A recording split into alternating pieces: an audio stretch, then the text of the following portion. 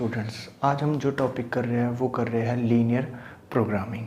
और linear programming हमारे daily वे life में बहुत ज़्यादा यूज़ होती है, चाहे वो इंडस्ट्रीज़ हो, कंपनीज़ हो, आर्मी, एयरफोर्स, हर जगह इसका यूज़ होता है। तो आज हम इसी पे डिस्कस करेंगे कितने टाइप्स की प्रॉब्लम्स होते हैं, इसे कैसे सॉल्व किया जाता है। तो इन सब को करने से पहले हमारे पास एक वर्ड आता है ऑप्टिमाइजेशन। अब ऑप्टिमाइजेशन क्या होता है? ऑप्टिमाइजेशन का मतलब होता है मैक्सिमम प्रॉफिट और मिनिमम कॉस्ट या फिर मैक्सिमम आउटपुट। तो सारा कुछ इसी पे ही डिपेंड करता है। तो इसे करने के लिए सबसे पहले हम बात करते हैं लीनियर प्रोग्रामिंग प्रॉब्लम। लीनियर का मतलब क्या है? Mathematical relation. प्रोग्रामिंग का मतलब प्लानिंग। अब ऑप्टिमाइजेशन जो हमने पहले ही डिस्कस कर लिया था, मैक्सिमम प्रॉफिट या फिर मिनिमम कॉस्ट। अब हम बात करते हैं अपनी लीनियर प्रोग्रामिंग की, कि जो हमारी डेली लाइफ की सिचुएशंस है, जब हम उसे कन्वर्ट करते हैं किस में? मैथमेटिकल एक्सप्रेशन में। ठीक है, किस लिए करते हैं? To get a optimal value, यानी मैक्सिमम प्रॉफिट या फिर मिनिमम कॉस्ट या फिर मैक्सिमम आउटपुट।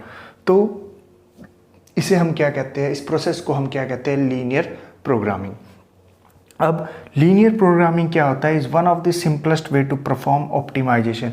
यानी जो लीनियर प्रोग्रामिंग है वो क्या करता है? सबसे एक ऐसा तरीका है जो मैक्सिमम प्रॉफिट वाले क्वेश्चंस को बहुत ही इजीली सॉल्व करता है। ठीक है, उसके बाद है सॉल्व कॉम्प्लेक्स ऑप्टिमाइजेशन प्रॉब्लम। यानी कुछ ऐसे होते हैं, जैसे मान लीजिए आपके एक ब्रदर और एक सिस्टर है, आप उन पे क्या करना चाहते हैं? टॉफ़ी डिस्ट्रीब्यूट करना चाहते हैं। तो बहुत ही सिंपल है, पर कई बार क्या होता है, जो कंपनीज़ होती है, जो डाटा साइंस होती है, यहाँ पर क्या हो जाता है? थोड़ी कॉम्प्लेक्शन आ जाती है। तो वहाँ पर हमारा लीनियर प्रोग्रामिंग बहुत हेल्प करता है। ठीक है, उसके बाद अब बात करते हैं जो लीनियर प्रोग्रामिंग है वो आपके पास जो ऑप्टिमाइजेशन प्रॉब्लम है मैक्सिमम वाले, वो आपके पास कितने टाइप्स के होते हैं? Diet problem, manufacture problem, transportation problem, investment problem. तो सबसे पहले डाइट प्रॉब्लम की बात करते हैं कि डाइट प्रॉब्लम क्या है, जिसमें आपके पास हम प्रोडक्शन करते हैं किसकी? फूड्स की। ठीक है, अलग अलग तरीके बेकरी में जिस तरह केक्स बनते हैं वो आपके डाइट प्रॉब्लम्स में आते हैं। मैन्युफैक्चर प्रॉब्लम यानी जैसे कोई भी रैकेट हो गया या फिर बॉल, बैट, इस तरह की कोई भी प्रोडक्शन जो होती है वो आपकी मैन्युफैक्चर प्रॉब्लम में आती है। ट्रांसपोर्टेशन प्रॉब्लम यानी एक जगह से दूसरी जगह कोई सामान लेके जाना, ये आपके किस में आते हैं? ट्रांसपोर्टेशन प्रॉब्लम में। इन्वेस्टमेंट प्रॉब्लम यानी किसी चीज़ में इन्वेस्ट करना। फिर इन प्रॉब्लम्स को सॉल्व करने के लिए आपके पास कुछ मेथड्स है: graphical method, R method, open solver method, simplex method और नॉर्थ वेस्ट कॉर्नर मेथड या फिर लीस्ट कॉस्ट मेथड। तो सबसे पहले ग्राफिकल मेथड, ये तब यूज़ होता है जब आपके पास सिर्फ दो वेरिएबल्स होती है। आर मेथड एक ओपन सोर्स टूल है, ये मैक्सिमम नंबर ऑफ वेरिएबल्स के लिए यूज़ होता है। ओपन सॉल्वर मेथड जब आपके पास 30 से 100 या फिर 1000 वेरिएबल्स हो। Simplex method 3 variables, 4 n variables के लिए। नॉर्थ कॉन्वर्ट मेथड ये आपके पास ट्रांसपोर्टेशन में यूज़ होता है। और जो लीस्ट कॉस्ट मेथड है वो क्या करता है?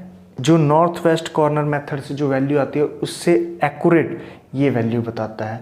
तो ये था हमारे पास डिस्क्रिप्शन किसके बारे में? लीनियर प्रोग्रामिंग प्रॉब्लम के बारे में, जिसमें हमने ये सीखा कि जो लीनियर प्रोग्रामिंग प्रॉब्लम है वो क्या करता है? हमारी डेली लाइफ की जो सिचुएशंस है उन्हें मैथमेटिकल फॉर्म में एक्सप्रेस करता है। यानी एक डेली लाइफ की जो सिचुएशन है उसे एक्सप्रेस करना in terms of mathematical relation, linear relation. तो उसी को हम क्या कहते हैं? Linear programming. पिछले आर्टिकल में हमने पढ़ा था कि लीनियर प्रोग्रामिंग क्या होता है, वो कितने टाइप्स के प्रॉब्लम्स होते हैं, उन्हें किस मेथड से सॉल्व किया जाता है। तो मैं आपको ये बता दूं कि आपके क्लास +2 है उसमें सिर्फ आपके पास एक ही मेथड है और वो है ग्राफिकल मेथड। बाकी और कोई मेथड आपके पास यूज़ नहीं हो रहा है। ठीक है, तो इसके लिए मैंने क्या करा है? क्वेश्चन लिया है और उस क्वेश्चन में मैं आपको कुछ और भी चीज़ें बताऊँगा, जैसे solve linear programming problem graphically. मुझे मैक्सिमाइज़ करना है इस z को, तो मैंने यहाँ पर लिख दिया। जो ये z है ये आपके पास क्या है? Objective function. x + y ये लेस देन इक्वल टू, यहाँ ग्रेटर देन भी हो सकता है। इन्हें हम कहते हैं कांस्टेंट, यानी जो इनइक्वालिटीज़ होती है उन्हें हम कांस्टेंट्स कहते हैं। कांस्टेंट्स का मतलब कंडीशंस। फिर x y greater than equal to 0 ये आपके होते हैं नॉन नेगेटिव कांस्टेंट्स। तो यहाँ पर मुझे क्या कहा गया कि मुझे इस ऑब्जेक्टिव फंक्शन को मैक्सिमाइज करना है। ठीक है, अब यहाँ पर एक और अनदर डेफिनेशन हम बना सकते हैं क्या, कि जब ऑब्जेक्टिव फंक्शन लीनियर हो, कॉन्स्टेंट्स लीनियर हो, तो उसे हम क्या कह देते हैं, लीनियर प्रोग्रामिंग।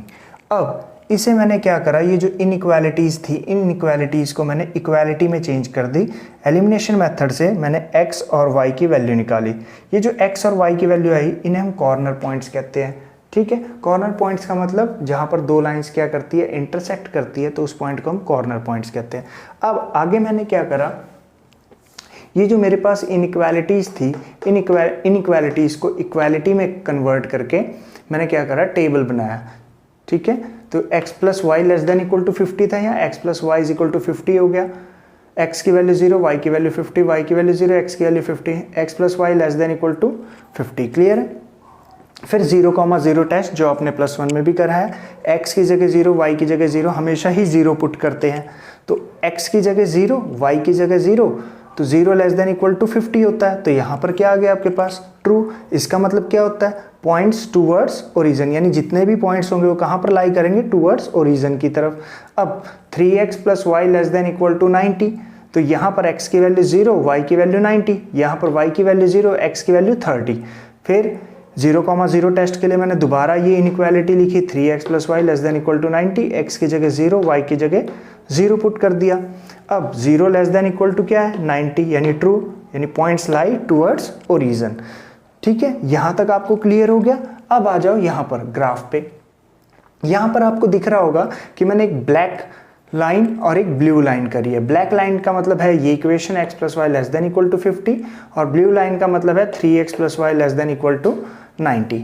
अब सबसे पहले मैं फिजिबल रीजन बताना चाहता हूँ। फिजिबल रीजन क्या होता है, कॉमन रीजन। वो कहाँ से आता है, जो हमने ये दो इनइक्वालिटीज, जो लीनियर इक्वेशन है, उनसे हमने जो लाइन ड्रॉ करी, देखो इस लाइन के पॉइंट्स भी ओरिजिन की तरफ थे, इस लाइन के पॉइंट्स भी ओरिजिन की तरफ थे, तो ये आ गया आपके पास कॉमन रीजन। इसी कॉमन रीजन को हम क्या कहते हैं, फिजिबल रीजन।